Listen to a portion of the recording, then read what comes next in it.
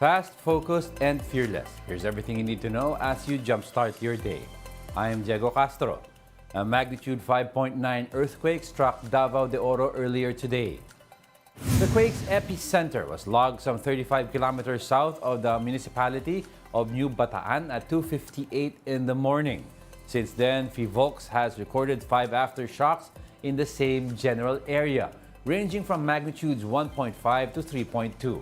Damages are also expected. The New Bataan LGU has announced a suspension of classes and work in all school levels. President Bongbong Marcos is currently in Saudi Arabia for the ASEAN-Gulf Cooperation Council Summit. The president will be meeting state leaders in that summit today and will fly back to Manila tonight. Included in the agenda are issues on energy and food security. The president is also expected to hold bilateral meetings on the sidelines of the event. There's also opportunity to pitch the Maharlika Investment Fund to Saudi investors. President Marcos also held a roundtable meeting with Saudi business leaders, which generated some $120 million in investment pledges. The business deal covers employment and training opportunities and is expected to benefit around 15,000 Filipinos.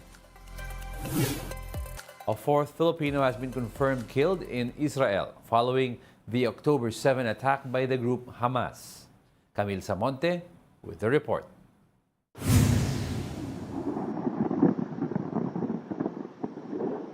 As hostilities grow between Israel and Palestinian militant group Hamas, so do the casualties. The Department of Foreign Affairs confirmed another Filipino killed in the war, the fourth one so far. The victim is a Filipino caregiver who was killed on October 7, the day Hamas launched a surprise attack on southern Israel. Upon the request of the family, the DFA has agreed not to disclose any more details on the victim's identity. We cannot confirm if she was first abducted and then killed, but it was because of the Hamas attack. She was one of the 3 missing Filipinos that we were hoping to find. OWA will be extending financial and funeral assistance as well as scholarships to the victim's family. Authorities are still looking for 2 other missing Filipinos in Israel, and it's still uncertain if they were among those abducted by Hamas. Meanwhile, the DFA has given assurance that no Filipino got caught up in the hospital blast in Gaza, where hundreds died. The government is preparing to bring home the second batch of Filipino repatriates from Israel. The Philippine Embassy in Tel Aviv is also waiting for the Israel side of the Rafah border to open so it can proceed with the repatriation of some 78 Filipinos from Gaza. It could be possible by the end of today, Israel time, or tomorrow, meron ng opening. Because the Israelis have always said, be ready at any time because it could be at any day. And when it's open, it's not a permanent, it will not be a permanent opening. It will be for a window, maybe 12 hours, 24 hours. For News 5, Camille Samonte, we are One News. We'll be back with more stories after the break. Keep it here on One News.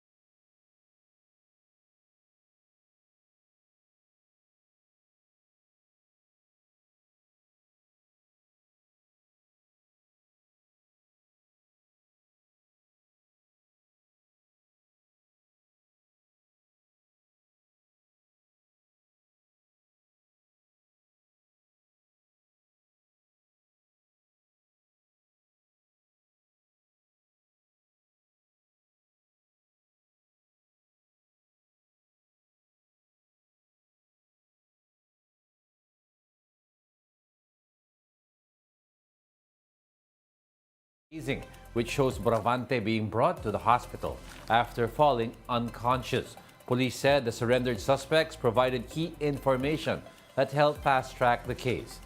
They are now trying to track down at least 11 more persons of interest. Malapit na tayo sa total solution itong case na ito sapagkat sa bilis ng investigation na ginagawa ng ating mga investigador on the ground ay nakalap natin lahat ng necessary evidences at matibay yung mga ebidensyang yon at tatayo sa husgado na magsisecure ng conviction. Former Palace spokesman Harry Roque believes that politics is what led Congress to strip VP or Vice President Sara Duterte of her confidential funds.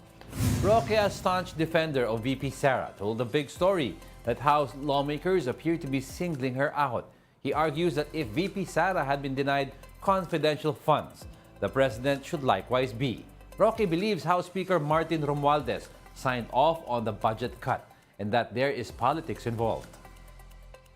Well, this is all related to 2028 because they want to shoot her down as early as possible. Ang term is binibinay, except that the process started way earlier compared to Jojo Binay. Who do you think gave the green light to deny VP Sara's funding? The Speaker, of course.